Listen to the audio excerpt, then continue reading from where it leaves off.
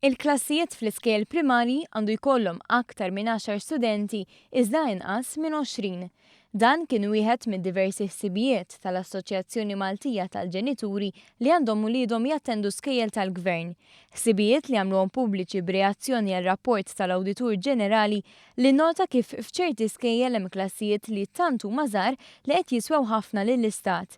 B'kuntrast ma' dak li spikka mir-rapport tal-Awditur, l-Assoċjazzjoni tal-Ġenituri nnotat kif in-numru ta' studenti li attendu ċerti skejjel primarji tal-Gvern huwa ferm ogħla minn dak li fir-realtà jifilħu l-iskejjel.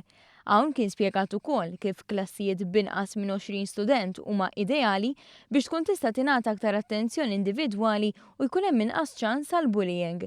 Il-ġenituri spjegaw kif l-infrastruttura tal-iskejjel għandha tejjeb l-aspettattivi tal-proċess edukattiv.